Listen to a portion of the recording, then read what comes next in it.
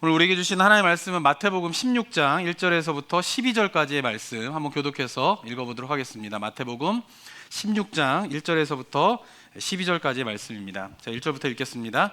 바리새인과 사두개인들이 와서 예수를 시험하여 하늘로부터 오는 표적을 보이기를 청하니 예수께서 대답하여 이르시되 너희가 저녁에 하늘이 붉으면 날이 좋겠다 하고 아침에 하늘이 붉고 흐리면 오늘은 날씨 굳겠다 하나니 너희가 날씨를 분별할 줄 알면서 시대의 표적은 분별할 수 없느냐. 악하고 음란한 세대가 표적을 구하나 요나의 표적밖에는 보여줄 표적이 없느니라 하시고 그들을 떠나가시니라.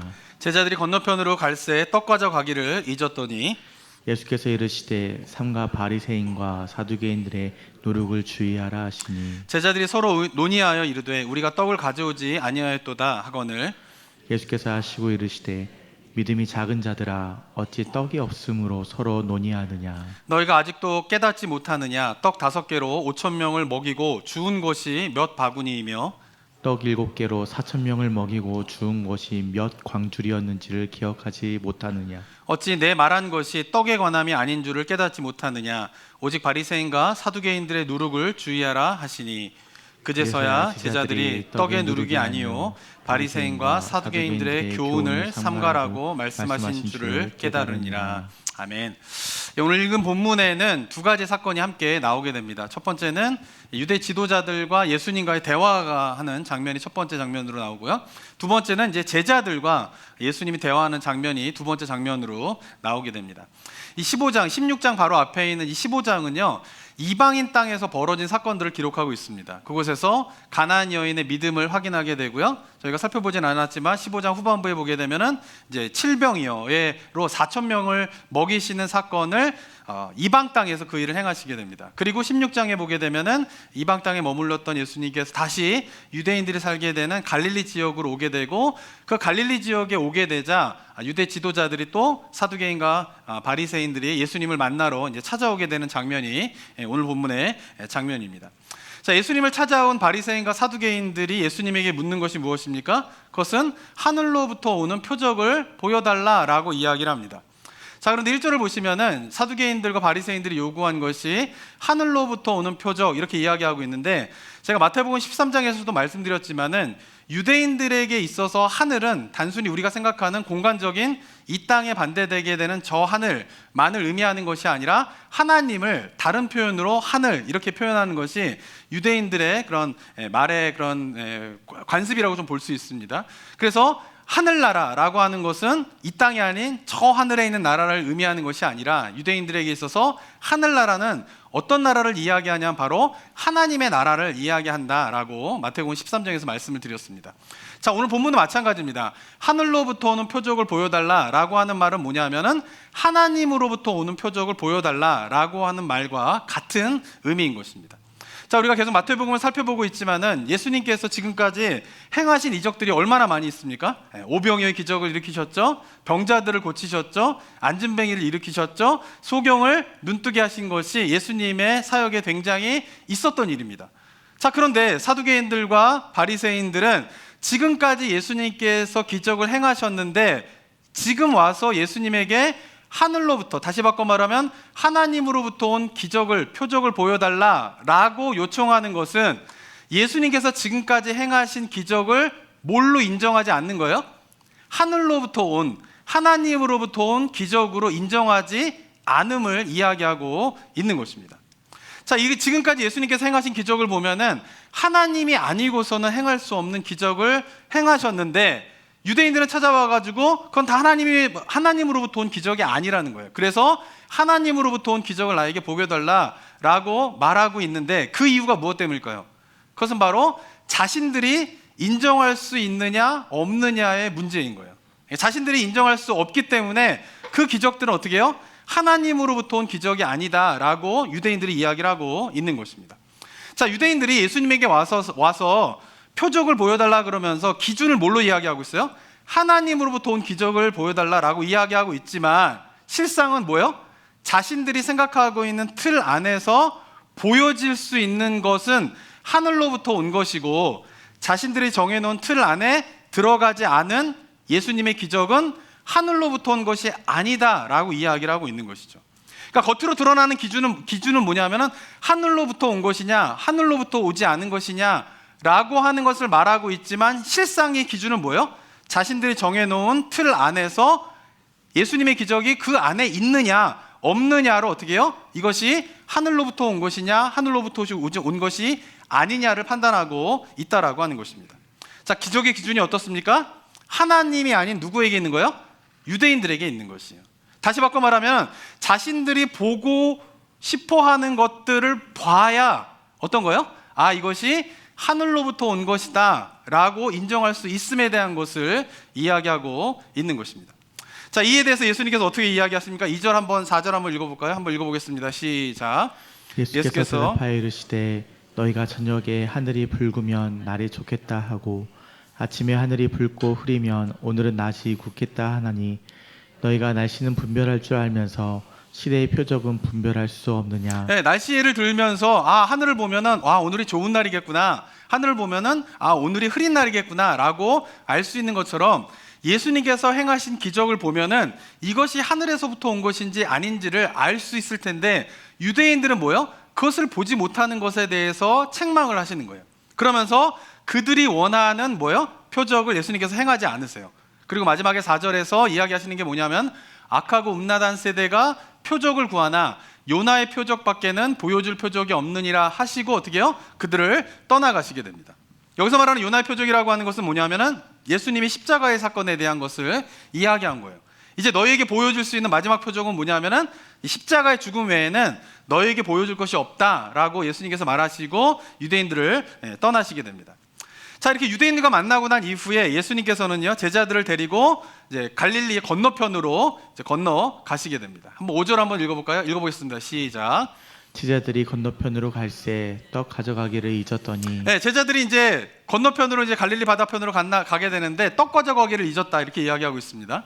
이 이야기는 뭐냐면은 지금에야 뭐 우리가 여행하게 되면은 뭐 음식을 바리바리 싸들고 가지는 않지만, 근데 뭐 미국에 살다 보면 이제 미국에 또 여행을 해봐도 막 햄버거, 스테이크 뭐 이런 거밖에 없으니까 막 밑반찬 바리바리 싸들고 우리들은 여행을 가긴 하지만 일반적으로 여행할 때는 이제 레스토랑들이 다 있기 때문에 음식점이 있기 때문에 요즘 시대는 막 음식을 다 싸들고 막 가가지고 여행을 하진 않지만 고대 시대에는 어떻습니까? 그 음식을 사 먹을 수 있는 곳이 없었어요. 그래서 고대 풍습은 뭐냐면은 어디를 가게 되면 최소한 하루길을 가게 되면은 반드시 음식을 준비해가지고 가야 되는 것이 고대의 풍습이었던 것이에요. 그러니까 이때만 뭔가 떡을 준비해가지고 예수님과 제자들이 막 어딜 간 게 아니라 예수님과 제자들도 여러 곳을 이동하셨잖아요. 그럴 때마다 을에 제자들이 뭘 준비했냐면 떡을 준비했단 말이에요. 왜냐하면 사 먹을 수가 없게 되니까 예수님과 그 제자들이 같이 먹을 수 있는 떡을 준비해서 항상 갔는데 이번에는 어떻게 해요? 갈릴리 바다 건너편으로 가게 되는데 제자들이 뭘 잃어버린 거예요? 잊어버린 거예요? 떡을 준비하는 거를 잊어버린 게 된 것이에요. 그래서 아마 제자들 사이에서 막 웅성웅성 거렸을 거예요. 오늘 떡 준비하는 담당 누구야? 막 돌아가면서 만약 준비했을 수도 있는데 베드로 아니야? 뭐 베드로가 대장이니까 베드로가 얘기할 수 있겠죠. 요한 뭐 준비한 거 아니야? 막 이런 식으로 얘기를 했겠죠. 그리고는 뭐냐면은 떡을 준비하지 않았는데 이거를 예수님이 알면 어떡해? 막 이러면서 제자들이 막 웅성웅성대고 서로 막 이야기를 했을 거예요. 그때 예수님께서 그 이야기를 듣고 하시는 말씀이 뭡니까? 6절에 보면은 한번 읽어볼까요? 시작. 예수께서 이르시되 삼가 바리새인과 사두개인들의 노력을 주의하라 하시니. 네, 갑자기 예수님께서 떡에 대한 이야기를 나누고 있는 제자들에게 바리새인과 사두개인들의 누룩을 조심하라 라고 말씀하셨어요. 자, 그런데 이 예수님의 말씀은 그 말의 의미가 무엇인가가 어렵지 않아요.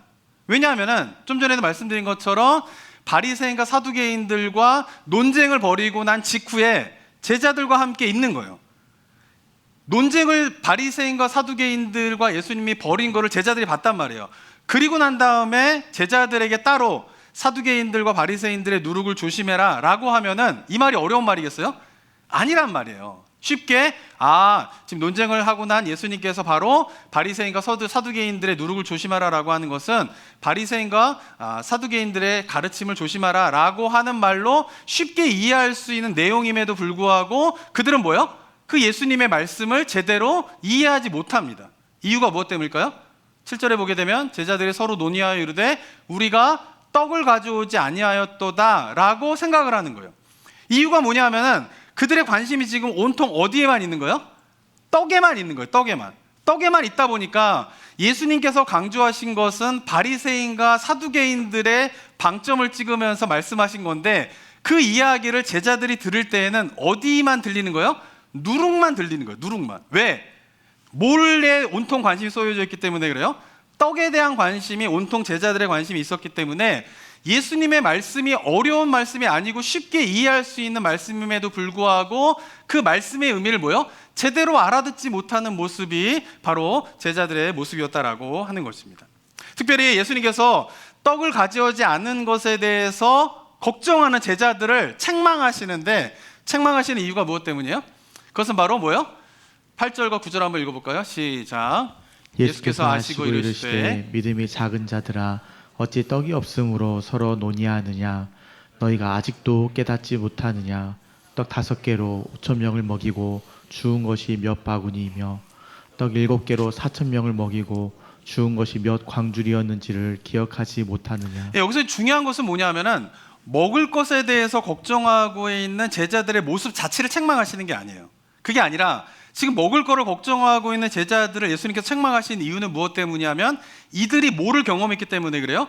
5병이어로 5,000명을 예수님께서 먹이시는 사건을, 7병이어로 예수님께서 4,000명을 먹이시는 사건을 경험했는데, 그것을 경험하고 난 다음에도 여전히 뭐에 대한 걱정만 하고 있는 거예요? 떡에 대한, 먹을 것에 대한 걱정을 하고 있는 제자들을 책망하셨다라고 하는 것이 굉장히 중요한 부분인 것입니다. 왜냐하면 5병여의 기적과 7병여의 기적을 경험하게 하신 이유는 뭐냐 하면은 제자들은 사람이에요. 그죠?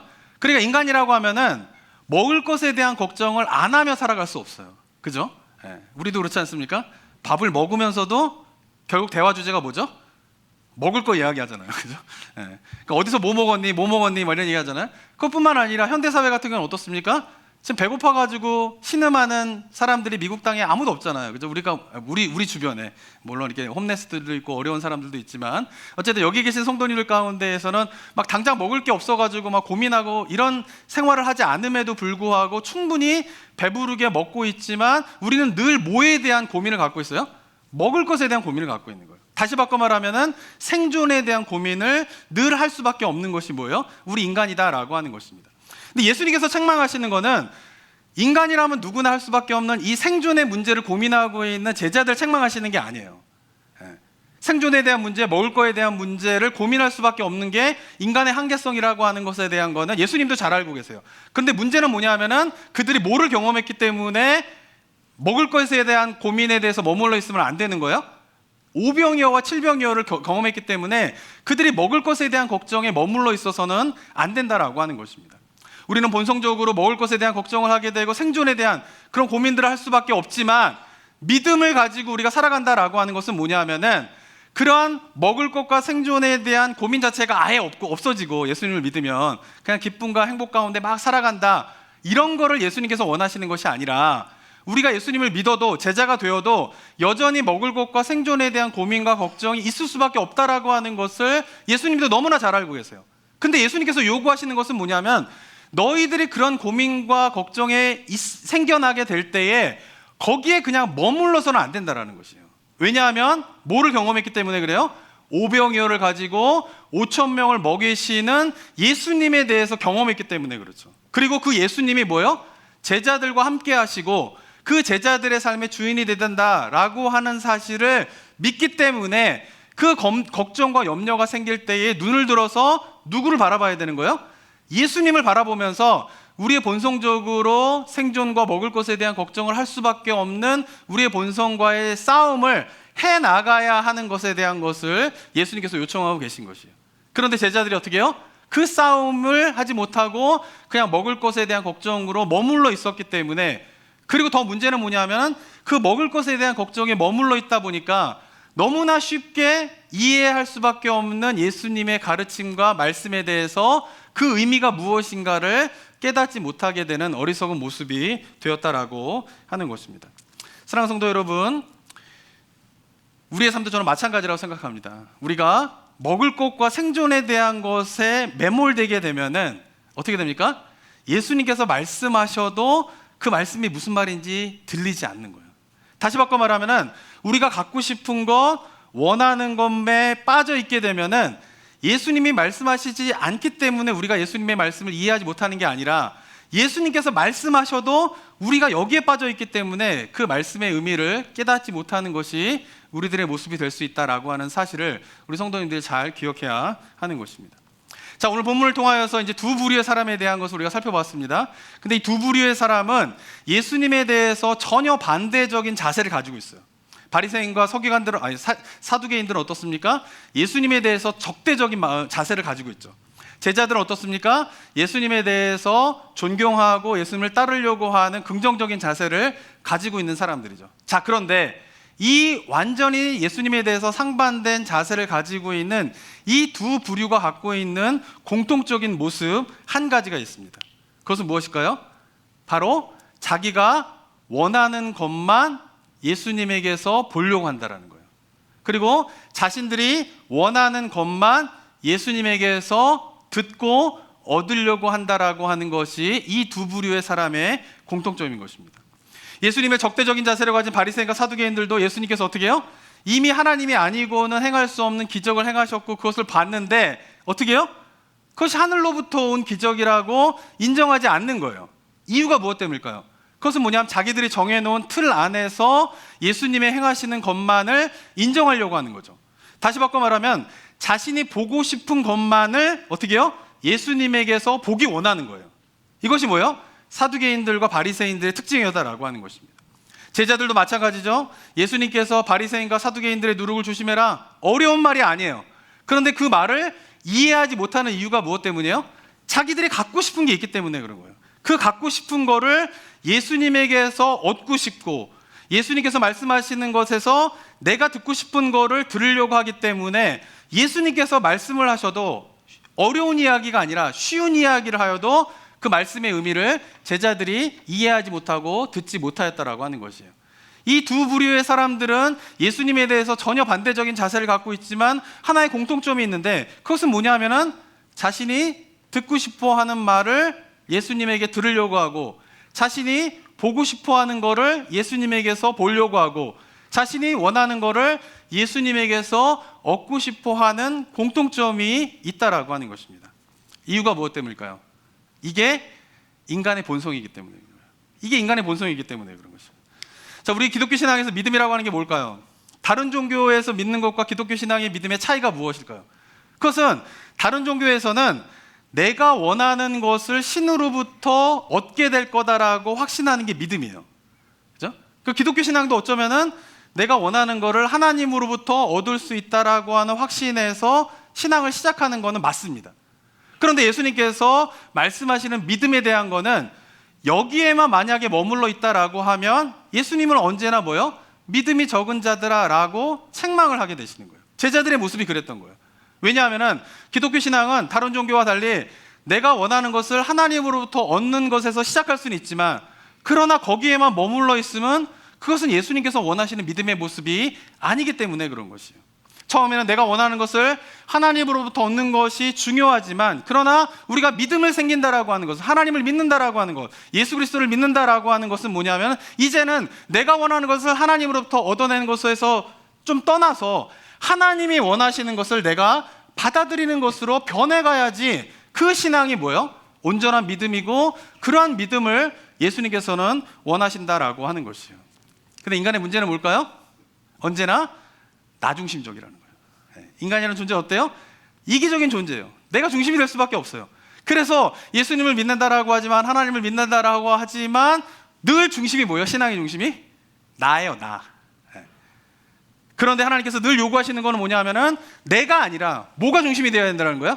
하나님이 중심이 되는 신앙으로 나아가야 됨에 대한 것을 이야기하고 있는 것입니다. 그래서 오늘 본문에서 예수님에 대해서 적대적인 바리새인들과 사두개인들도 그렇고 예수님에 대해서 존경하고 따르고 있는 제자들도 공통적인 인간의 본성을 보여주고 있는 거예요. 뭐예요? 예수님으로부터 내가 듣고 싶어하는 것, 예수님으로부터 내가 보고 싶어하는 것, 예수님으로부터 내가 얻고 싶어하는 것을 원하고 듣고 보려고 하는 이런 공통적인 인간의 모습을 보여주고 있는 것입니다. 사랑하는 성도 여러분, 우리가 믿음을 자라기 위해서 필요한 것이 무엇일까요? 그것은 바로 나의 본성은 나 중심적으로 살아갈 수밖에 없는데 신앙에서도 그게 그대로 나타나요. 기독교 신앙에서도. 그런데 자꾸 우리가 뭐예요? 나 중심이 아닌 누구 중심으로 신앙을 옮겨져 가야 되는 거예요? 하나님 중심으로 가야 되는 것이에요. 바리새인들처럼 내가 보고 싶은 것만을 하나님께 기대하는 것이 아니라 이제는 뭐예요? 하나님께서 보여주시고자 하는 그대로를 내가 받아들이고 보려고 해야 돼요. 바리새인들은 그게 안 됐던 거예요. 제자들과 같이 어떻습니까? 내가 원하는 것을 얻고 싶어하고 내가 듣고 싶은 것만을 예수님에게서 듣고 얻으려고 하는 것이 아니라 예수님께서 말씀하시는 그대로를 어떻게 해요? 내가 인정하고 듣고 받아들이는 것이 신앙의 성숙에서 너무나 중요한 요소가 된다라고 하는 사실을 우리 성도님들이 깨닫게 되기를 원합니다. 저는 이 부분이 제가 목회를 시작하면서 가장 고민했던 부분이에요. 목회를 시작하면서 제가 이제 목회자로서 이제 설교를 해야 되잖아요. 근데 예전에는 하지 않던 고민을 좀 하게 되었습니다. 그것은 뭐냐면은 우리 성도님들 예배 때 설교를 들으실 때 어떤 마음으로 들으십니까? 설교가 뭐라고 들으세요? 하나님의 말씀으로 들으십니까? 네. 신앙의 굉장히 중요한 기본은 뭐예요? 예배 때에 선포되어지는 설교를 뭘로 들으셔야 돼요? 하나님의 말씀으로 들어야 돼요. 이거 너무너무 중요한 기독교 신앙의 원리인 거예요. 저는 근데 목회자가 되기 전에 평신도일 때는 이 부분에 대해서 추호의 의심도 없었습니다. 저도 언제나 예배를 드리면서 설교를 들으면서 자세는 뭐냐면 하나님께서 나에게 말씀하시는 것이 무엇일까라고 생각하면서 설교를 들었습니다. 근데 막상 제가 이제 목회자가 되고 난 다음에 설교자로 이제 사역을 하려고 설교를 시작하는데 갑자기 그 사실이 되게 두려운 거예요. 내가 설교를 하는데 내 설교가 듣는 성도님들은 뭐로 듣고 계시는 거예요? 하나님의 말씀으로 듣는다라고 하는 사실에 대해서 제 자신이 굉장히 두렵더라고요. 그래서 제가 고민에 빠졌어요. 왜 내가 하는 설교가 우리 성도님들은 하나님의 말씀으로 들어야 하는가? 왜 예배 때 선포되어지는 설교자의 설교가 왜 하나님의 말씀으로 성도들은 받아들여야 하는가라고 하는 근본적인 질문을 제가 목회자가 되면서 던졌습니다. 그리고 혹자들은 어떤 분들은 그런 이야기를 하세요. 목사로서 안수를 받으면 목사로 안수를 받았기 때문에 그 목사가 선포하는 설교가 하나님의 말씀이다라고 생각하고 말씀하시는 분들도 있습니다. 근데 저는 잘 동의가 되지 않았어요. 제가 안수를 받고 목사로서 설교하면은 내가 안수받은 자이기 때문에 내가 하는 설교가 하나님의 말씀이다. 이게 잘 받아들여지지 않았어요. 왜냐하면은 하나님의 말씀으로서 최고의 권위는 뭐여야 돼요? 하나님의 말씀으로서 최고의 권위는 뭐가 돼야 됩니까? 오늘 방문하신 분들 여러분이 계신데 저에게 수준을 보여주셔야 됩니다. 제가 늘 강조하잖아요. 하나님의 말씀으로서의 최고의 권위는 뭐예요?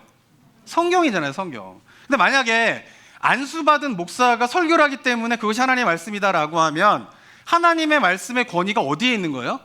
안수에 있는 거예요, 안수에. 그러니까 저는 거기에 동의가 안 되는 거예요. 그러니까 제가 늘 생각했던 것은 뭐냐, 하나님의 말씀으로서 최고의 권위는 뭐여야 되는 거예요? 성경이라는 거예요. 이게 종교개혁자의 너무 중요한 가르침이잖아요, 그죠? 근데 이 가르침에 근거한다라고 하면은 내가 하는 설교가 하나님의 말씀이 될 수 있는 유일한 이유는 무엇이어야 됩니까? 성경이어야 되는 거예요. 성경이어야 되는 거예요. 그러니까 성경에 대한 이야기를 하기 때문에 그 설교가 뭘로 들리셔야 되는 거예요? 하나님의 말씀으로 들리게 되는 거예요. 안수를 받았다 손 치더라도 만약에 그 설교가 성경 본문을 충실하게 담아내는 설교가 아니라고 하면 그 설교는, 이런 말이 위험할 수도 있지만 저의 입장에서는 하나님의 말씀이 아니에요. 왜? 안수받은 자의 권위가 하나님의 말씀을 증거할 수 있는 근거가 되지는 않기 때문에 그런 거예요. 이 부분이 한국교회에서 지금 많이 헷갈리고 있는 거예요. 그죠? 그래서 저는 그 부분에 대해서 고민을 하면서 철저하게 내가 설교하는 것이 왜 하나님의 말씀이 되는가? 여기에 근거는 내가 하는 설교는 어디에 바탕을 둬야 된다는 거예요? 성경 말씀에 바탕을 둔 설교여야지만이 그것이 자신 있게 성도님들한테 그래서 하나님의 말씀입니다라고 제 자신도 이야기할 수 있다라고 생각을 했습니다. 그래서 제가 선택한 설교의 방법은 뭐냐면 강해 설교를 하는 것이에요. 본문 그대로를 따라가는 것입니다. 설교자들이 설교의 본문을 정할 때 두 가지 방법이 있습니다. 첫 번째는 뭐냐면은 이번 주에 우리 성도님들한테 무슨 말씀을 전할까 고민을 하다가 주제가 떠오릅니다. 그럼 그 주제에 맞는 본문을 선택하는 거예요. 이것이 첫 번째로 이제 본문을 선택하는 방법입니다. 설교자들이. 두 번째 방법이 있는데 그것은 뭐냐면은 본문을 내가 선택하는 게 아니에요. 이번 주에 우리 성도님들의 무슨 말씀을 전하지? 라고 고민하는 가운데 본문을 선택하는 게 아니라 본문이 이미 정해져 있는 거예요. 저 같은 경우에는 올 한 해 마태복음을 우리 성도님들에게 매주 설교하겠다. 그러면은 본문은 이미 어떻게 해요? 마태복음에 기록된 순서가 뭐가 되는 거예요? 본문이 되는 거예요. 그러니까 저는 본문을 고민하지 않아요. 두 번째 방식이 그런 거죠. 근데 제가 첫 번째 방식이 아닌 두 번째 방식으로 설교를 하기로 마음을 먹었던 이유는 뭐냐면은, 첫 번째 방식은 자칫하면은 설교자의 생각이 본문을 앞설 수가 있어요. 그러니까 먼저 무슨 말씀을 전하지? 라고 생각하기 때문에, 하고 난 다음에 본문을 정하기 때문에, 안 그러신 분들도 많지만 저 같은 연약한 사람은 잘못하면은 본문보다 뭐가 먼저 앞설 수 있는 거예요? 내 생각이 앞설 수 있는 거예요. 그래서 저는 첫 번째 방식을 택하지 않은 것이에요. 그리고 두 번째는 뭐냐면은 본문이 이미 정해져 있는 거예요. 그리고는 내가 무엇을 설교할까를 고민하지 않아요. 그래서 저는 매번 이제 이번 주일 무슨 설교를 하지? 하면 하얗습니다. 아무 생각이 없어요. 그래서 제가 고민하는 건 뭐냐면은 이번 주에 주어진 본문에서 이야기하는 게 뭐지가 저의 고민인 거예요. 그래서 본문에서 이야기하는 것이 무엇인가를 연구하고 살펴보면은 그 다음에 어떻게 우리 성도님들에게 이런 말씀을 전해야지라고 하는 것이 이어져 가는 거죠. 그러니까 두 번째 방식은 저에게 있어서는 제 생각이 본문을 앞서지 않는 방법이라고 저는 생각을 했어요. 언제나 설교는 뭡니까? 제 생각이 아닌 뭐가 담겨져야 되는 거예요? 성경 말씀이 담겨져야 되기 때문에 그런 것이에요.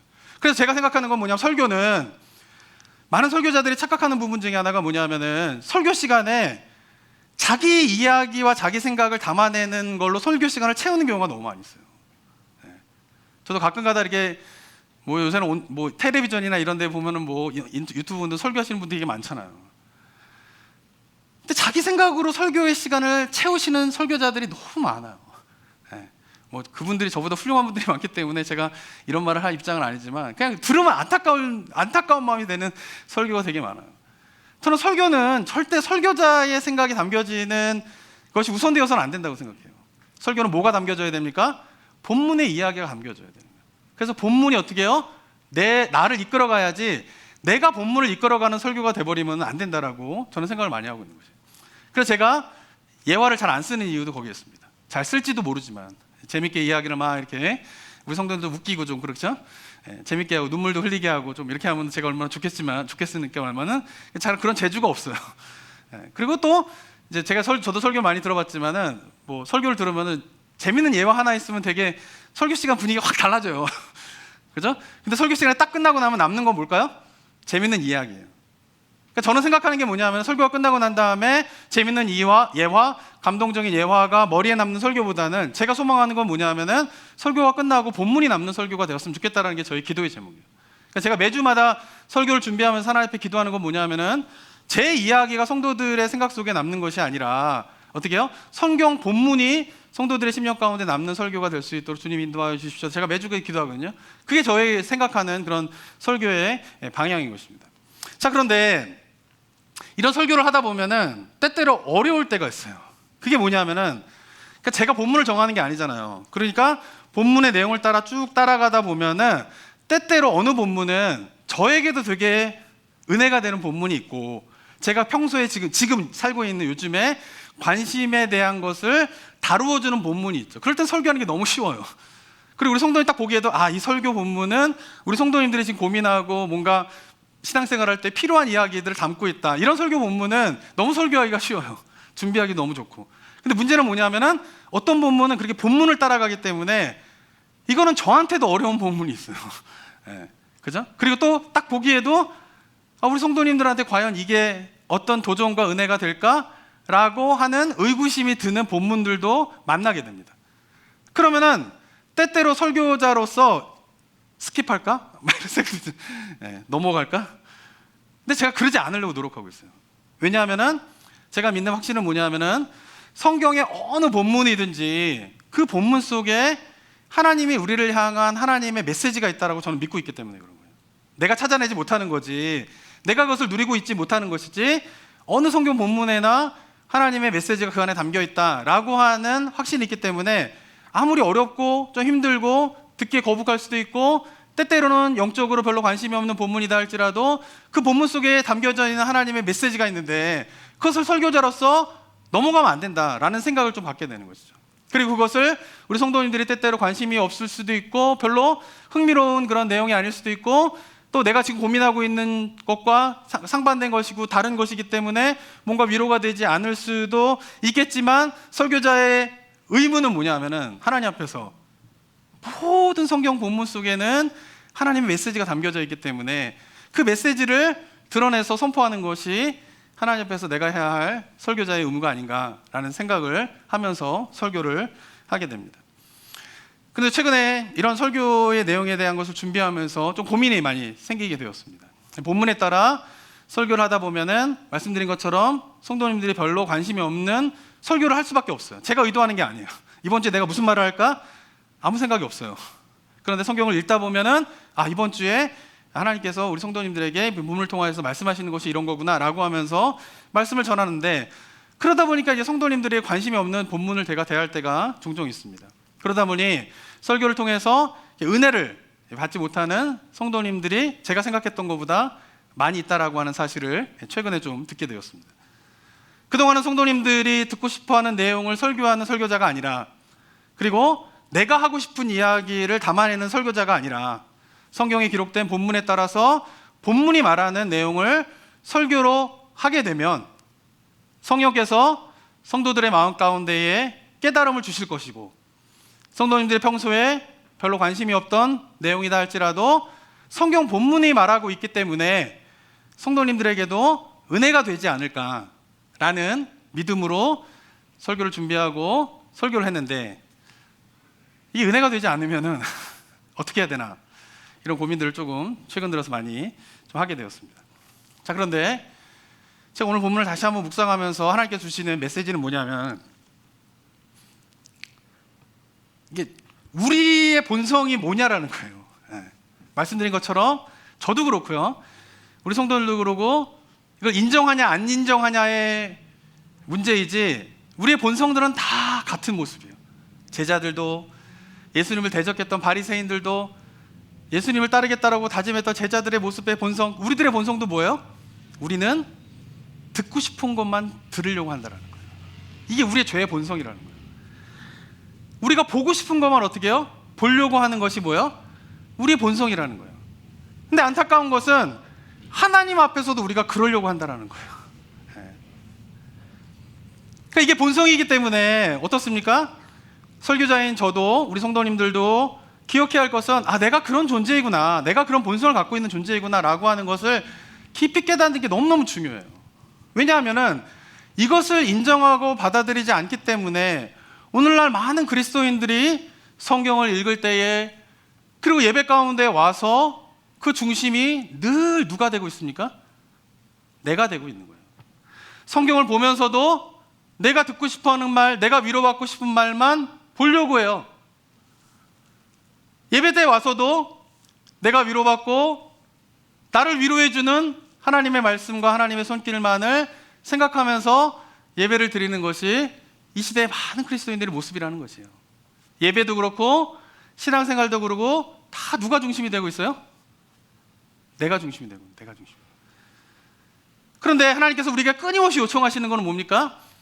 내가 중심이 될 수밖에 없는 나의 죄성의 본성들을 좀 깨트리고 누가 중심이 되는 삶을 좀 살라는 거예요?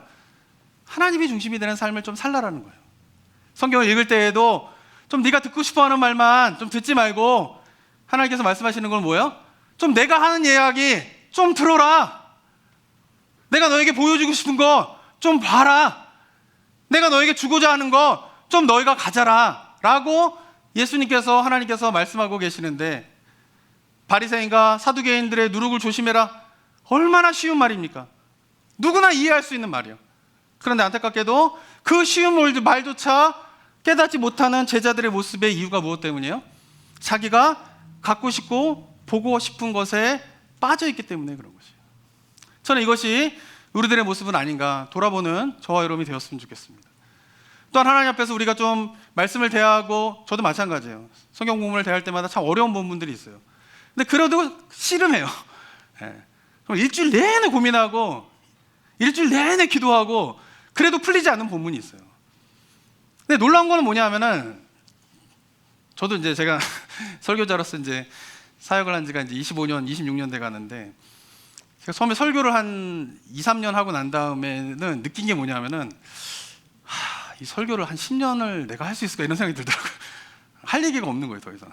2년, 3년을 막 열심히 막 사역하면서 막 설교를 하고 막 그때는 막 열정적으로 막 하고 싶은 얘기도 많고 막 이런 거 되게 많아가지고 2, 3년을 열심히 막 사역을 했는데 2, 3년을 막 설교 매주 하고 설교하고 막 성경 공부하고 막 이러고 난 다음에 딱 느끼는 게 뭐냐면은 야, 이거를 한 10년 이상 내가 설교자로 살 수 있을까 이런 생각이 드는데 그래서 담임 목회를 하면서도 좀 그런 생각이 들었어요. 담임 목회를 하면서도 제가 무슨 생각이 들었냐면은 제가 매주 정말 열심히 설교 준비하고 열심히 설교하고 막 이러면은 한 10년을 설교하면은 내가 우리 성도님들한테 더 이상 얘기할 게 있을까? 이런 생각이 좀 들었었어요, 저는.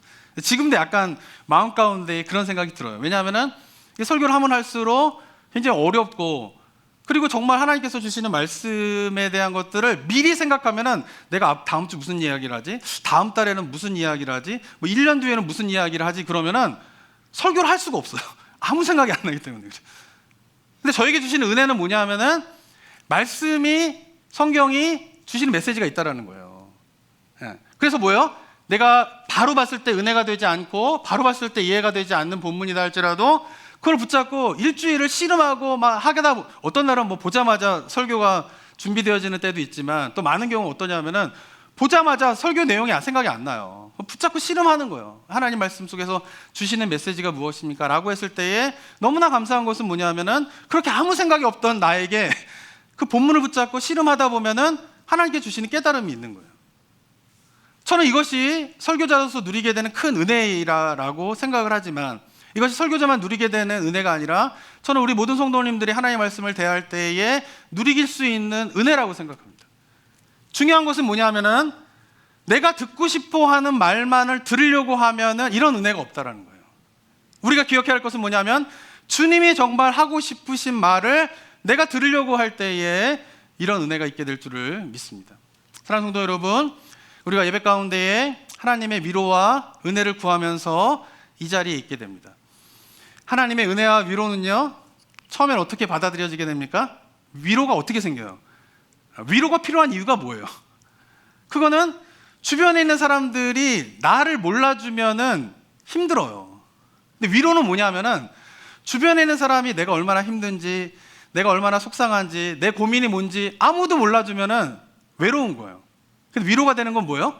누군가가 내가 무슨 고민을 하는지를 알아주면은 그게 뭐가 되는 거예요? 위로가 되는 거예요. 나만 힘들 줄 알았는데 저 사람의 어떻게 해요? 자신의 힘든 것도 같이 이야기를 해주면서 공감이 되게 되면 어떻게 해요?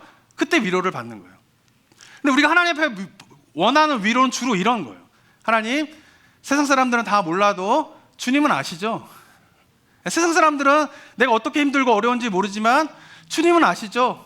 그럴 때에 하나님께서 뭐예요? 내 마음을 아시는구나. 이거를 딱 깨닫게 되면 하나님으로부터 뭘 받아요? 우리가? 위로를 받게 되는 거예요. 은혜를 받게 되는 거죠. 저는 이런 위로와 은혜도 너무나 중요하다고 생각합니다. 우리 성도님들 그걸 반드시 경험해야 돼요. 그러니까 신앙의 정말 그 예배 때 감격은 하나님이 나를 아시는구나. 하나님이 내 마음을 아시는구나. 이거를 예배 가운데 경험하면은 거기에 뭐가 있어요? 위로가 있는 거예요. 근데 진짜 영적인 위로는 뭔지 아십니까? 이거를 넘어서는 게 있어요.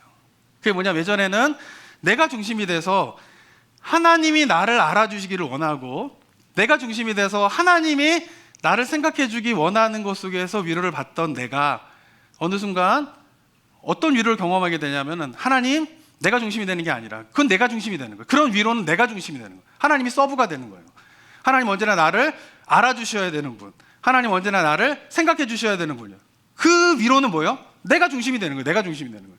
근데 하나님 앞에 진정한 위로가 되는 것은 뭐냐면은 하나님이 중심이 되어서 완전히 납작 엎드려가지고 하나님 무슨 말씀을 하시던지 간에 제가 듣겠습니다 라고 하는 자세로 나아가게 될 때에 예전에는 어렵고 듣기 힘들고 이해도 안 되던 것에서 완전히 납작 엎드려서 하나님이 중심이 되어서 주님 말씀하시면은 제가 듣겠습니다 라고 하는 신앙의 자세로 성경을 대하고 예배를 드리고 하다 보면은 그 하나님의 말씀이 들려지게 되면서 내가 예전에 생각하지 못했던 영적인 깨달음들이 생기게 되고 예전에 발전하지 못했던 영적인 감각들이 발전하게 되고 옛날에 깨닫지 못했던 영적인 세계들이 조금씩 열리게 되고 영적인 깨달음들이 하나씩 열리게 되다 보면은 그러면서 누리게 되는 영적인 위로가 너무나 크다라는 거예요. 그거는 그냥 주님 내 마음 아시죠? 라고 하면서 받는 위로와는 비교할 수 없는 뭔가 영적인 세계가 하나씩 열리고 영적인 깨달음들이 하나씩 열리게 되면서 누리게 되는 영적인 위로는 비교할 수 없는 것입니다. 사랑하는 성도 여러분, 저는 우리 성도님들이 하나님께서 주님이 여러분의 마음을 아신다라고 하는 사실로 인한 깊은 감사와 고백 속에서 큰 위로를 받는 은혜가 우리 모든 성도들 가운데 있게 되길 주님의 이름으로 축원합니다. 근데 우리가 사모해야 될 거는 좀 주님 앞에 내가 듣고 싶어하는 말을 들으려고 하는 것이 아니라 주님이 하고 싶은 말을 내가 들으려고 하면서 나의 죽어있던 영적인 감각들이 깨어나고 영적인 세계들이 열리게 되면서 영적인 깨달음들이 새로워지게 되면서 이전에 관심 없던 하나님의 말씀에 대한 관심과 이전에 내가 다루지 않았던 하나님이 말씀하시는 영적인 세계들을 알게 되면서 받게 되는 영적인 위로가 우리 모든 성도들 가운데 있게 되시기를 주님의 이름으로 축원합니다. 사랑과 은혜가 충만하신 하나님 아버지, 우리의 죄성을 주님의 십자가의 보혈로 하나씩 깨트려 가게 되는 은혜, 우리 모든 성도들 가운데 있을 수 있도록 인도하여 주시옵소서.